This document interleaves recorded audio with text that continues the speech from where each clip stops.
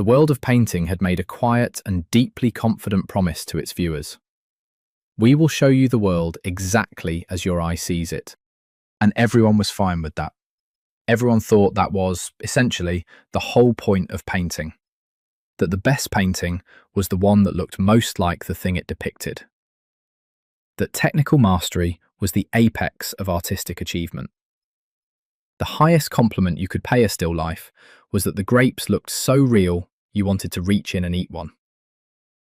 Painters were, in this sense, the most sophisticated illusionists in human history. Then something broke. Or rather, and more precisely, something cracked open. With the slow irreversibility of a fault line finally giving way after years of pressure. And out of that crack came one of the most electrifying, bewildering, stubbornly alive ideas in the entire history of human creativity.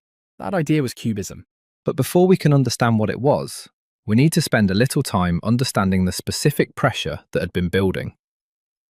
Because Cubism didn't just appear one morning as an act of random rebellion. It arrived as the answer to a question that had been circling painting for decades, getting louder and more insistent, demanding to be addressed. And understanding that question is the key to understanding why Cubism, for all its apparent strangeness, feels so profoundly right once you learn to look at it properly. The system that Western painting had been operating under since the Renaissance is called linear perspective, and it is one of the most beautiful and most misleading inventions in the history of human thought. The idea is this. If you stand at a fixed point and look at a scene, the lines of that scene all converge toward a single vanishing point on the horizon. The road narrows into the distance. The parallel sides of a building seem to converge. Objects get smaller the farther they are from you. By mapping this system onto canvas, painters could create an astonishing illusion of depth and three-dimensionality on what is, in reality, a completely flat surface. All would be tip-top, but this system is based on a physical impossibility. Linear perspective assumes that the viewer has one eye, that eye is completely still, and that the viewer is frozen in place for the entire duration of looking at the scene. One fixed point, one frozen moment, one unblinking eye. Under these conditions, the perspective system works perfectly. Under these conditions, the illusion is complete, but nobody has ever actually looked at anything this way. Human vision is binocular. We have two eyes set slightly apart, sending our brains two slightly different images that get stitched into the experience of three-dimensional space. Our eyes are never still. They dart and scan and rest and dart again, doing dozens of tiny adjustments every single second, most of which we are completely unaware of. We move our heads, we shift our weight, we turn slightly, we look away and look back. The experience of seeing is an ongoing, dynamic, full-body event, not a single photographic snapshot. Linear perspective, for all its genius, was a simplification so profound it amounted to a kind of fiction. A useful, beautiful, breathtakingly skilled fiction, but a fiction nonetheless. And the painters and thinkers of the late 19th century were starting to notice the gap between the fiction and the truth. They had no convenient way to bridge it yet, but the awareness was there, restless and growing. And then, right around this time, the camera arrived. And it did something that nobody entirely expected. It made painting's fiction visible. Here was a device that could produce an image in seconds that would have taken a skilled painter weeks. Here was a machine that could freeze a moment with mechanical precision, capture light falling on a surface with absolute fidelity. For a few uncomfortable years, there was a genuine existential crisis in the painting world. If a machine could do what painters did, and do it faster and more accurately, what was the point of painters? Some painters responded by trying to paint like cameras, with hyper-realistic precision. Others went in the opposite direction, toward loose, impressionistic surfaces of colour and light that clearly came from a human hand and a human sensibility. But a third group of painters was quietly thinking something more radical. Maybe painting's job was never to reproduce reality in the first place. Maybe faithful reproduction of appearances was actually the least interesting thing painting could do. Maybe there was a whole other territory to explore, the territory of experience, of knowledge, of the way consciousness actually relates to the world, rather than merely reflects it. This third group would eventually find their way to Cubism. The camera's arrival had cleared the field by exposing the limitations of what painting had been doing and pointing toward what it might do instead. You, dear listener, have two eyes. Those two eyes, positioned on either side of your nose, are constantly sending your brain two slightly different pictures of the world. Your brain stitches these pictures together into something seamless and three-dimensional, and you walk around all day in the deep and justified conviction that you are perceiving depth, roundness, weight, that the world has a front side and a back side, that objects have volume and mass. You know, looking at a coffee cup on a table, that it has a backside even though you cannot see it. You know the table extends behind the cup even though the cup blocks your view of that portion of the table. This is one of the most remarkable things about human consciousness. We constantly know more than we can see. Our perception is saturated with inference, with memory, with accumulated knowledge. When you look at a face, you don't just see the arrangement of features in this particular moment from this particular angle. You see the history of every face you've ever encountered, every visual experience you've had of faces, the knowledge of how faces work, the intuition of what's happening behind the expression. You see the face, as a meaningful, categorized, deeply understood kind of thing. And this is so much more than pattern of light and shadow. The Cubists were obsessed with this gap between seeing and knowing, and they came to a conclusion that was both simple and radical. If painting was going to be honest about human experience, it needed to paint what we know, not just what we see from one spot at one moment. It needed to somehow get the full, accumulated, multi-angled, time-saturated experience of knowing an object into the image, while before it was like a snapshot. How do you do that? You put multiple views in the same image simultaneously. You show the front and the side of the face at the same time. You render the top and the front of a table together. You suggest the inside of a guitar alongside its outside. You compress experience into simultaneity. There's a story, and it is one of the most important stories in the history of modern art, about a moment of encounter that happened in a museum in Paris in the early years of the 20th century. A painter was visiting, somewhat casually, an ethnographic collection, and he came face to face with a room full of African masks. Now, ethnographic collections at that time were not thought of as art. They were thought of as artifacts, interesting objects from other cultures, worthy of study from an anthropological standpoint, but not fine art. Not the kind of thing you measured against Raphael or Titian. They were in a different category entirely, or so everyone assumed. But this painter looked at those masks and saw something that stopped him cold. He saw a completely different answer to the question of how to represent a human face. African masks never try to reproduce facial features as they appear to the eye.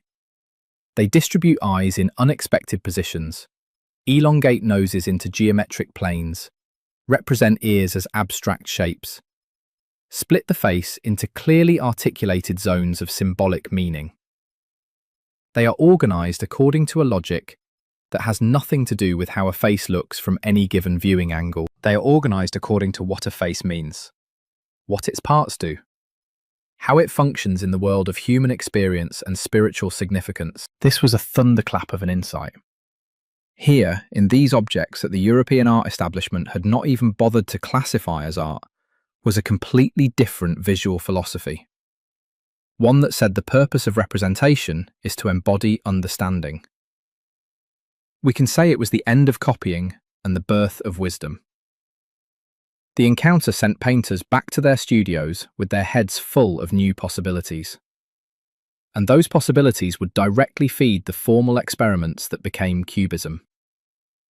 The European avant-garde discovered, in objects it had been looking down on, a visual logic that was in some ways more sophisticated than anything in the Western tradition.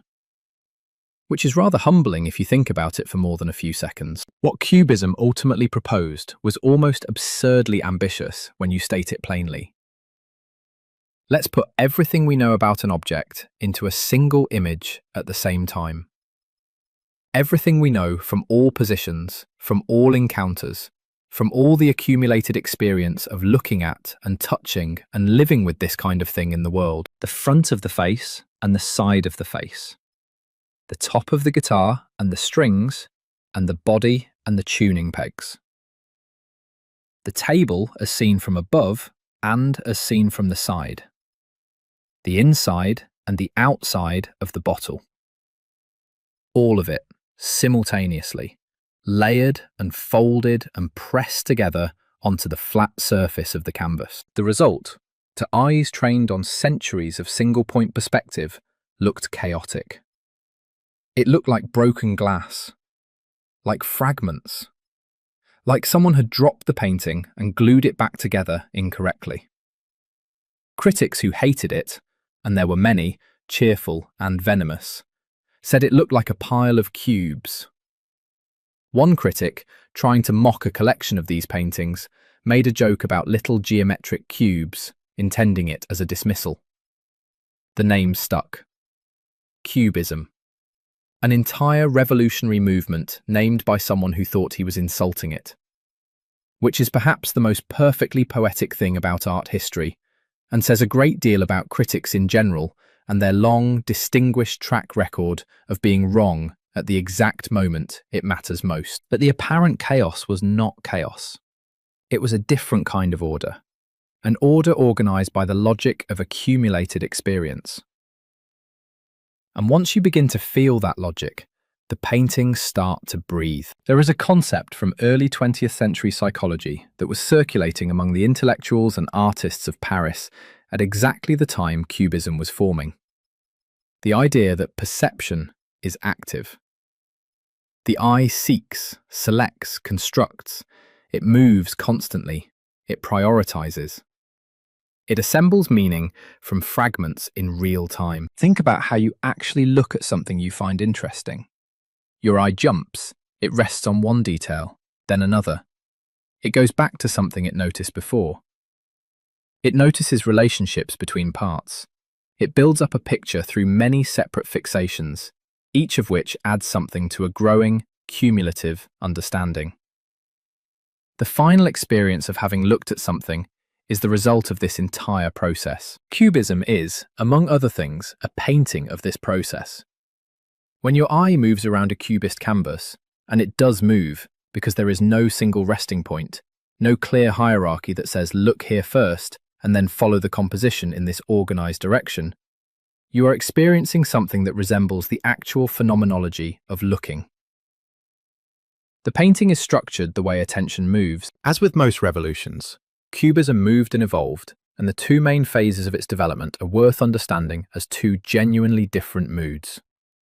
Two different emotional and intellectual stances toward the same fundamental question. The first mood, which art historians have called analytic cubism, was almost forensic in its obsession. The artists working in this vein took objects and people and literally analysed them to pieces, with a kind of passionate, almost clinical attention. They pulled apart a face, a bottle, a mandolin, a newspaper, and spread the fragments across the canvas the way a scientist might lay out the components of something they've taken apart to understand. The colour palette shrank to almost nothing. Browns, greys, ochres. The colours of thinking rather than the colours of seeing. The whole enterprise had the feeling of being inside someone's head, while they very carefully, very thoroughly, worked something out. There is a particular quality to these paintings that is unlike anything else in the history of art. There is tremendous passion in them and tremendous concentration, but they are serious in the way that deep thought is serious. They demand patience. They reward sustained looking. And the reward, when it comes, is unusual. Not the immediate pleasure of beauty, but the slower, quieter pleasure of understanding. The pleasure of having looked hard at something and begun to see how it is made, how it holds together, what its essential structure is beneath the surface appearance. When you look at one of these paintings long enough, things begin to crystallize. A nose emerges from the geometry. The curve of a bottle declares itself. The suggestion of a table's edge runs through the composition like a quiet line of thought. And each of these recognitions feels earned, because you did the work. You looked until you found it, instead of having it handed to you. And that act of finding changes your relationship to what you found. The second mood, synthetic cubism, arrived a few years later and brought the colour back, along with something completely unexpected. Real stuff. Actual newspaper clippings, cut from the paper and glued to the canvas. Pieces of patterned wallpaper, ticket stubs, wine bottle labels, playing cards, sheet music. These materials appeared in the paintings as themselves, as real objects, and they sat alongside painted elements in compositions of extraordinary wit and lightness. The philosophical provocation here is one of the great delights of the movement, because the moment you paste an actual newspaper fragment into a painting, you have done something genuinely strange to the category of painting. You have introduced a piece of reality into what was supposed to be a representation of reality. And this raises questions that are both amusing and serious. If the newspaper in the painting is real, is the painted surface around it also real? If not, what makes one real and the other a representation? Where does art end and life begin? Where does the frame, in any meaningful sense, actually fall? These are more than just idle philosophical games. These questions, once asked, do not go away. They would ripple outward through the rest of the 20th century and keep artists, critics, and philosophers arguing with genuine heat for generations. All installation artwork you've seen, and pieces of contemporary art that brings objects from the world into the gallery space and asks you to look at them as art. All of it has its roots in the moment someone decided to glue a piece of newspaper to a canvas instead of painting a picture of a newspaper. Let's spend time with a single object, because cubism is best understood through particular examples. The guitar appears in Cubist paintings so frequently, so persistently, that it practically deserves its own retrospective. And thinking about why the guitar drew these painters so magnetically tells you something essential about what they were after. A guitar, when you paint it realistically, is a beautiful object.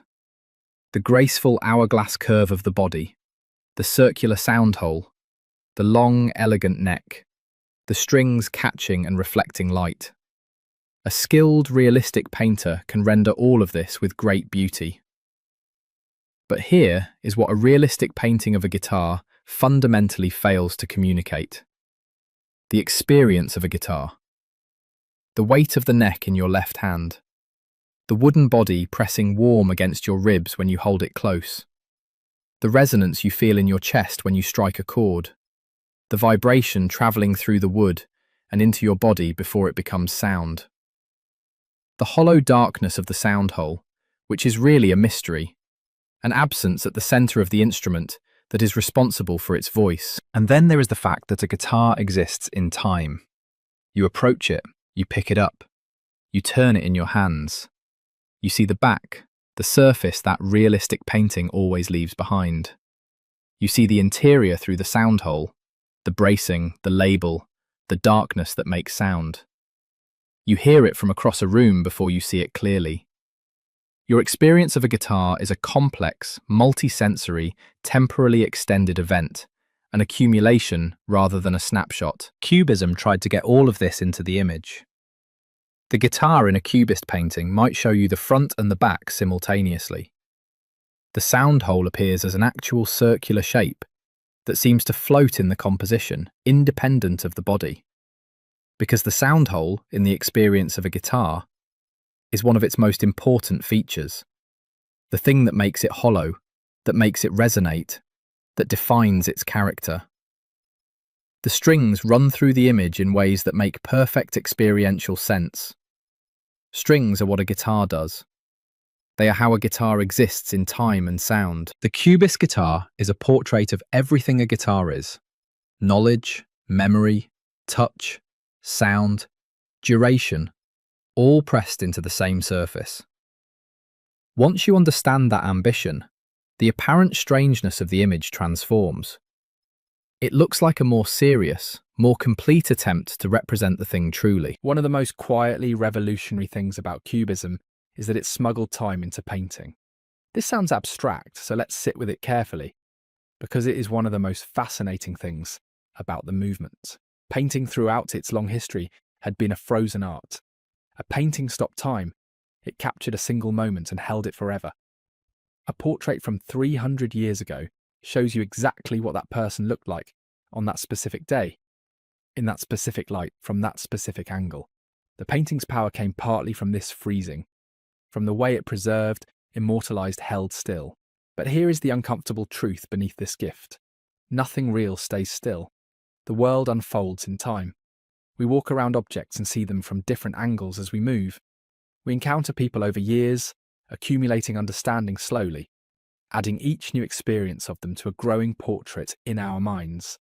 A tree in a field is also what it looks like from underneath, from above if you climb it, from across the valley, in summer, in winter, at noon, at dusk. Our knowledge of a tree, like our knowledge of anything, is temporal and accumulated and multiple. Cubism decided to honour this truth rather than suppress it. When you see a face rendered simultaneously in profile and full face in a Cubist portrait, you are seeing the record of movement.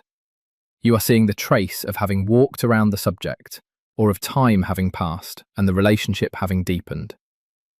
You are seeing the compression of a duration into a single image, the way memory works when you try to picture someone you know well. You picture them from everywhere you have ever seen them, the accumulation arriving all at once. This changed what a painting could be, from a window onto a frozen instant to something more like a map of accumulated experience. Time, duration, movement, change, entered the vocabulary of visual art and has remained there ever since. Cubism emerged at a very specific historical moment, in cities that were transforming at a speed that exceeded anything prior human generations had experienced. The early 20th century was the era of electric light, the automobile, the airplane, cinema, the telephone, the radio. Factories were producing things in quantities that defied comprehension. Cities were loud and dense, and full of simultaneous overlapping information coming from a dozen directions at once. Think about what it was like to be in Paris in the first decade of that century. Genuinely try to imagine it. The streets were full of automobiles and horse-drawn vehicles, sharing space in a chaotic, noisy negotiation. Advertisements covered every available surface, shouting in multiple typefaces simultaneously. A cafe window might frame a political argument, a newspaper being read, a card game, a romantic encounter, all at once. The cinema, still brand new, was showing images that moved, that cut from one scene to another without transition, that assembled meaning from fragments of time and space. The telephone connected you instantly to someone on the other side of the city. The newspaper brought the entire world into your morning in fragments, headlines jostling against each other without context or continuity. The modern city was, in a very real sense, already a Cubist experience before anyone painted a Cubist painting. It presented multiple realities simultaneously, from multiple sources, each demanding attention, the whole cascade arriving without organising itself into a single coherent narrative.